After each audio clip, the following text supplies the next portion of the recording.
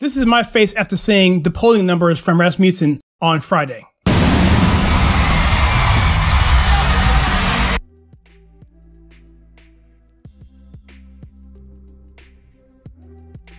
Hello, welcome to the channel. My name is Kyle, and this is The Conservative Take. If you're looking for a channel where we take content of culture, TV, and movies and filter it right to you, then this is your channel. Please consider hitting that like and subscribe button and the bell icon so you don't miss any future content. And if you'd like to support this channel, please go to walkedaway.net to make it known when you walked away. Now, this is a polling video. I'm going to talk about polling. I'm going to go through a bunch of information, and I want to share with you what's going on. Now, it's been a month since my last video, so I kind of want to do a recap of that. I want to recap on how polling works as it relates to sample size, interviews, the months to vote, and so forth. But if you want a more broad and deep explanation, please go to the video right here. I'm gonna talk about where we are now in terms of polling, the numbers. Also, what has changed since then. I'm gonna show you some polls for battleground states and how that looks. And lastly, I'm gonna go over Rasmussen and the polling numbers that came out, the weekly tracking numbers that came out on Friday. They're absolutely shocking in so many different ways, including a black approval of 49%. But we'll get to that in a second. Okay, so the recap from the first video, we talked about this. We talked about that Trump needed basically 3 states in order to assure his reelection. Those 3 states were Arizona, Wisconsin, and Pennsylvania. If he wins 2 of those 3, then we think that he will win the election pretty convincingly. Go back to the other video, and that will show how Trump needs to attack each one of those particular states. And also, we talked about polling and how polling works. I'm going to try and work this into every single polling video because this is so basic and fundamental. So essentially this, the purpose of an election poll is to find out how a particular person is going to vote. So what happens is these pollsters have metrics, or they have a formula that they have to follow. And that formula dictates to them their approach in determining who to ask to poll and how to interpret that data once they ask that question of who you're going to vote for. And there's different things too, like, different questions and how it's worded. But it's very basic. That's how it is. And so in a nutshell, what these pollsters do, and everyone is different, is they try and take it and they try and figure out what they feel the turnout is going to be. All right. And when they do that is they scale the polling, or they weight the polling in a way to reflect what they think is going to be the actual turnout. And so if they feel it's going to be a big Democrat year, they're going to poll more Democrats. If they think it's going to be a big Republican year, they'll never poll more Republicans. But in theory, they should, right? And so they try and do that so they can get accurate prediction of what's going to happen. And so essentially when it comes to Trump supporters, this is what we call the months to vote, or the hidden vote, or the silent majority. These people just don't talk. That throws all the numbers off. And so that's why these polls a lot of times are off. A lot of times they miscue independents and they don't poll the right way. And sometimes, unfortunately, these pollsters are just biased and they just have a agenda. Unfortunately, that's the case too many times than not. But there are some that try to be accurate, but even then, trying to be accurate with polls that they don't have data for, particularly with Trump supporters who don't trust pollsters, definitely don't want to be called racist. And so those people just don't want to poll. That's just how it is. And so those people won't show up until election day. And also we talked about national voting. We talked about the national polls and how that looks in terms of if you have a national poll, there's a weighting that happens by party that Red Eagle Politics did. They weighted these polls that has Biden up like 7, 8, 9 points, weighted them against party affiliation. They took that scale and weighted it down to a more realistic turnout. And then you have that gap getting smaller. And so now the gap before was like plus Biden 10, and now it's weighted somewhere around Biden plus 0.46. And a 4.6 net, that's right on the cusp of Trump actually having 270 and not having 270. And 270, what I mean by that is having 270 electoral votes is what you need to become president. So when you teeter around a national population poll of 4.6 or higher, that's going to lean to a Biden presidency. Anything around at 4.4 is going to lead into a Trump presidency. And this is all on the surface because of Arizona, Wisconsin, and Pennsylvania. So that's kind of how that all falls in. So right now we're about 3 months out from election. And so I think right now Trump is in a good position for re-election. I think it's perfect. I'm actually going to give you an example of 1988 of where George H.W. Bush was, where he was down 17 points and ended up winning that election. So I'm going to get to that in a second.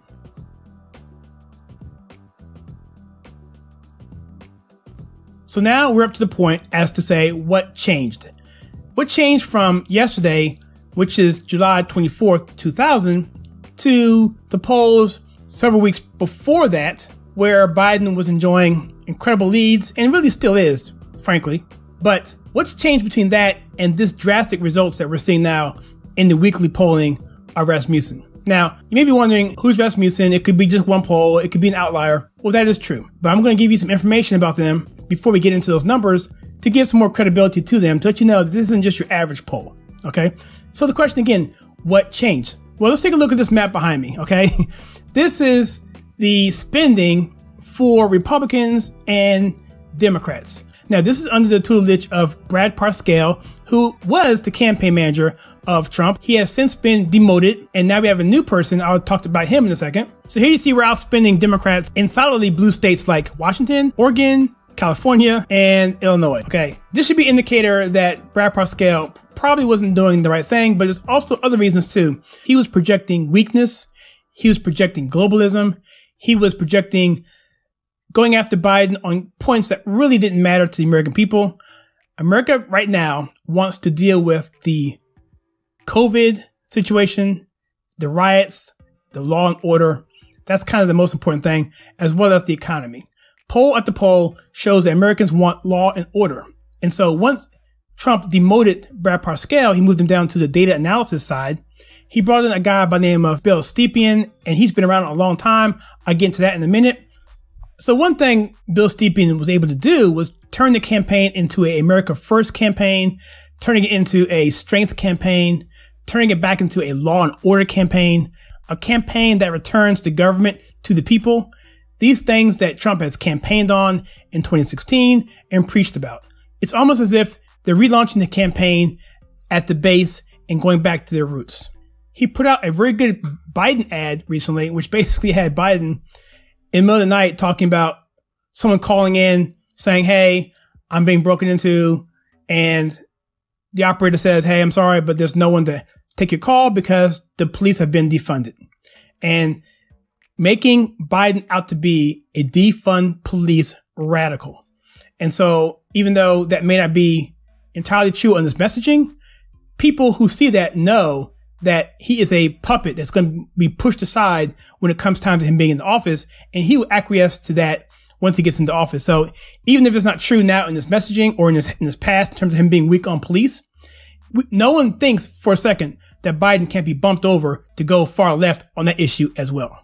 And so that leads me to Bill Stepien. Now, back in 1988, Reagan was finishing up his second term. His vice president, George H.W. Bush, was running for office against a guy named Michael Dukakis. Michael Dukakis was the governor of Massachusetts, and at the time as governor, he had a furlough program where prisoners could get out on the weekends and do whatever. And this one person went out and committed more crimes and raped and murdered. And the ad was basically saying that Michael Dukakis was soft on crime. And by the Bush campaign going after Michael Dukakis, he was able to close that gap and win the election by a very comfortable margin. So, of course, the left was like, that's unfair, it's crazy, whatever, can't do that, you're racist. Well, the ad never had a black person in there. The ad never said anything about him, never had a picture of him. But it doesn't matter. One thing Trump has to do, and what H.W. Bush had to do, was not be afraid of the left coming back at you, because they're always going to come at you no matter what you do. So stand on principle, law and order, do what you have to do, and the American people will reward you for it at the ballot box. So that is one thing that Trump has been able to do in this short period of time for which Stepien has been in charge.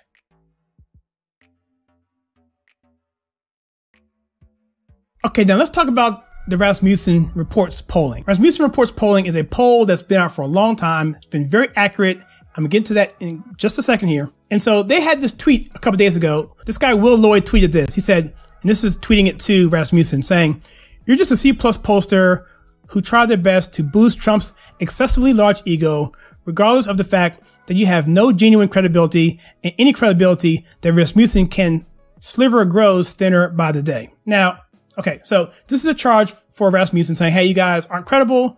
You're just trying to carry Trump's water.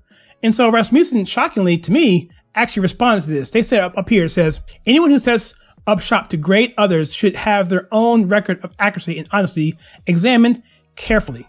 So what they did was they said, hey, wonder how some deliberately misinformed are about America's best polling record for the past 16 years.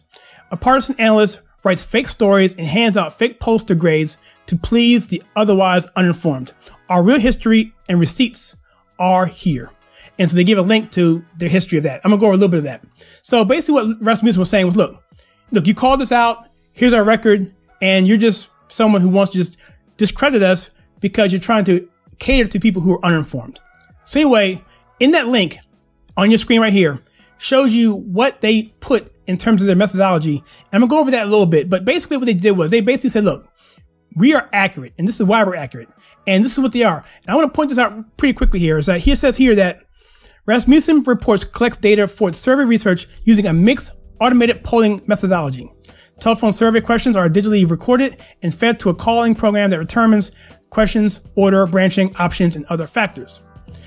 Down here at the bottom here, it says using a single digital recorded voice to conduct landline interviews ensures that every respondent hears exactly the same question from the exact same voice asked with the exact same inflection every single time. That's interesting. That it's just the same questions. Well, they have a baseline. Then it says this, and the process is completely private. There is no live operator to potentially pass judgment on the respondents' answers. Now, I encourage you to go look at this. It's pretty long, but they go through their entire history of why they're the most accurate poll out there and have been the most accurate poll out there.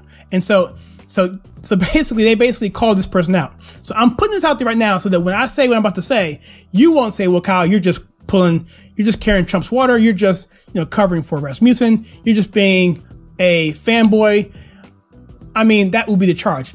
And I wouldn't blame you if I saw the numbers I'm about to show you. So before I get into that, I'm gonna show you some other things too that are in the Rasmussen Twitter feed that I found pretty interesting. So here's a poll. It says here that 75% of American adults think the term racism refers to any discrimination by people of one race against another. Just 15% say it refers to discrimination by white people against minorities. That's very interesting, especially when you look at polling over and over again. The radical left is somewhere around 15 to 20% of the population. So to me, this poll is very encouraging for Trump, meaning that people aren't really buying that racism thing. I think people are just pretty much just fed up and just scared to actually say anything about it. So I want to show you this poll right here. This is from CNN News. It says that 62% of Americans say that they have political views they're afraid to share. And why I feel this is important, because it kind of relates back to that last poll, basically saying that people just don't trust the pollsters. This is why Rasmussen is so accurate, I believe, because they're private and it's a methodical type methodology. There's no person over their shoulder questioning them. And so if people feel like they're not being pressured or they feel like they're anonymous, then they're more likely to tell you the truth. But right now, in the climate we live, people just don't feel they can do that. And so this right here falls right in line with the numbers of independents and conservatives who just are keeping their opinions to themselves. And this is bad news for Democrats because their polling is totally off and dare say maybe even worse than it was in 2016.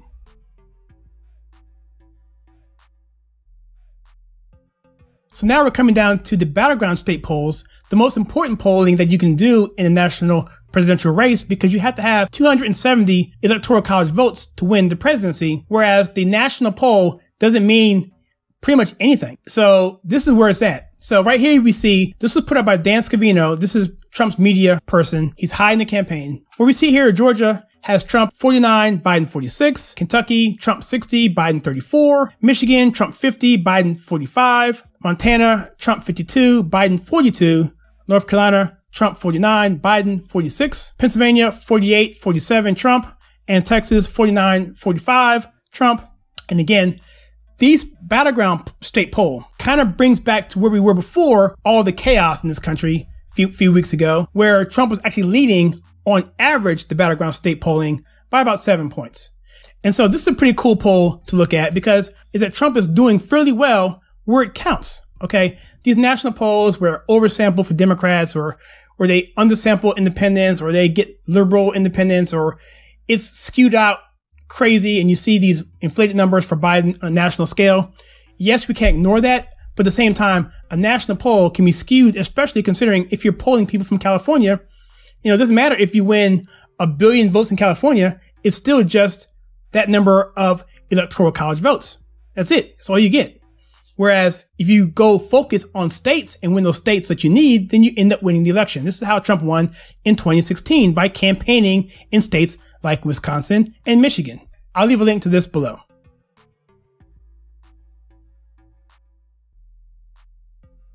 So this is what you've been waiting for. This is the daily tracking poll from July 24th from Rasmussen, and it shows some astonishing numbers. I told you you wouldn't believe it. Here they are. And you even see it up top. It says backlash building. What you think? Let me first say before I get into this is just a weekly poll. This thing can go up and down, and it will go up and down. It's just tracking what happened this past week, but it's a roadmap for the Trump campaign to move forward. It's telling them if you follow these principles, follow these guidelines in your messaging and your actions, people are going to respond, and they're responding in a huge way from a very accurate poll, as I mentioned before. Let's take a look at this. So, national likely voter approval. Likely voter. It's a big deal. Likely voter is about 7 points higher than registered voters. So if you see a poll going forward where Biden is leading Trump by 6 points, and it is a registered voters poll, more than likely Trump is actually leading by 1. That's a good metric to go against likely versus registered voters. Okay, so here it says here that men are at 48% approval. Women are at 50% approval.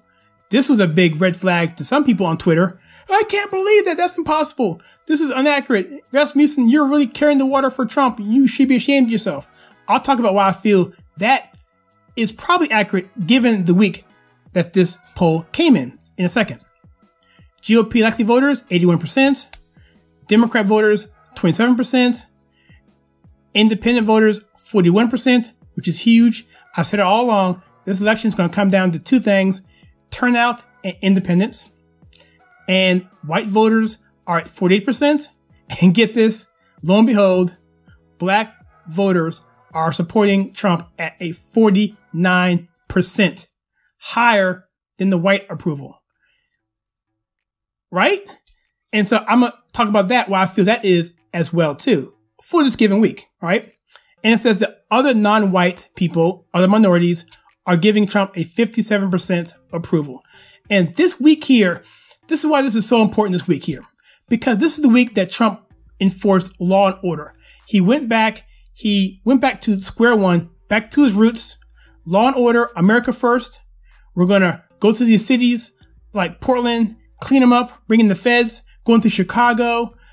He's talking about going to all these cities to clean stuff up because that's what people want.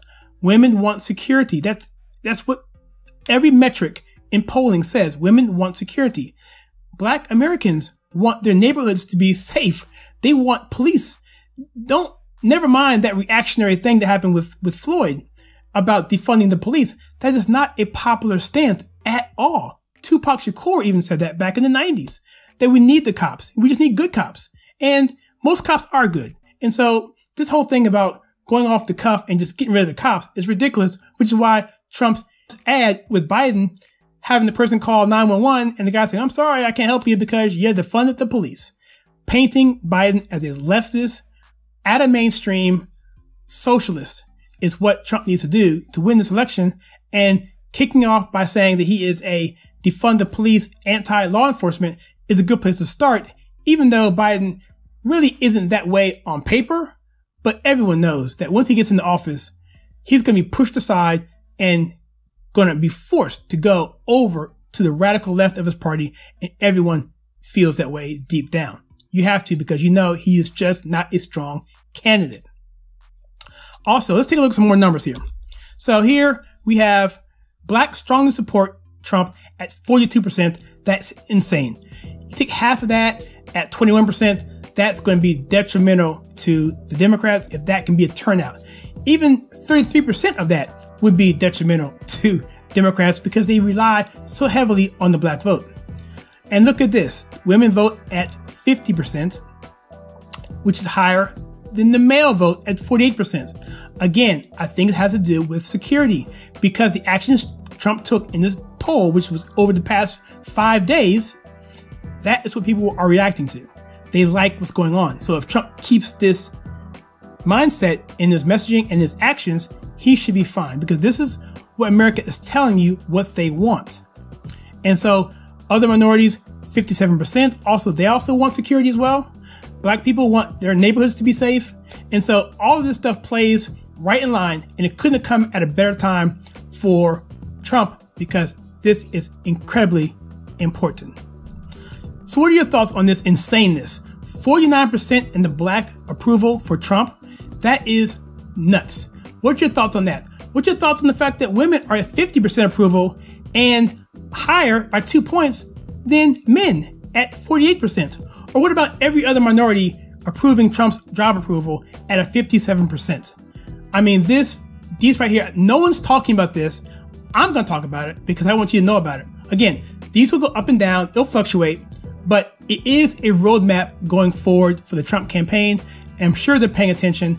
This whole thing with Bill Stepien coming in and setting the path right, resetting the campaign, focusing on America first, focusing on the COVID virus, and keeping things in front of the public, making those forums public, increases Trump's credibility. He also made some remarks that he regrets some of his tweeting. And he also did his mask tweet, which I did a video on, and check that out if you want to know the implications of that as well. And he got some backlash on both of those. He got some backlash on the tweeting thing. He got some backlash on the mask thing because people are saying, well, he's just flip-flopping. Well, maybe he is and maybe he's not.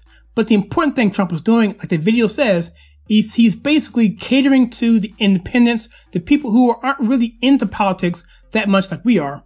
But he knows that they have sensibilities, that they want a president to be for everybody. And if he's not willing to wear a mask, or if he's not willing to say, well, you know what, maybe I went too far on some of these tweets, then they won't take him, seriously when it comes to the polls, and they may count that against him.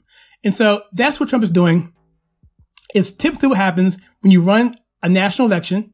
You run to your base in the primaries, you go for them, and then when you come to the general election, which is certainly where we are now, and you come more to the middle. It's just a classic thing that you do when you're running for office. And I think Trump is learning all this together. This is his first time running for re-election, and he's understanding that. And he's the kind of person who wins. He fights, he corrects, he self-corrects. He fired his campaign manager twice in 2016. So he's not scared to shake things up. That's just what he does. He finishes strong, he doesn't choke, and for Biden to beat Trump, he's going to have to come hard because Trump is coming now. And if he's disciplined and focused on his messaging and sticks to law and order and keeping the briefings open and keeps the tweeting to the point where it's not as divisive right now, then he will be absolutely fine. And this could be a landslide election. And like I said before in other videos, Richard Nixon in 72, by running on law and order, won just about every single state. And so who knows? But I think if Trump does what he's doing now, continues it on, and keeps building on that, I think he'll be absolutely fine, and we will have another 4 years of Trump. So please comment below. Maybe I'm totally off my rocker. Maybe I'm totally fanboying here, and maybe even more so, there is a trend that we're going to see in the coming weeks. I'll let you know. If you like content of culture, TV, and movies filtered right to you, then please click that subscribe button and that bell icon so you don't miss any future content. Please also share with your friends because we're trying to reach 10,000 subscribers. And if you want to help support this channel, please go to walkedaway.net and make it known when you walked away.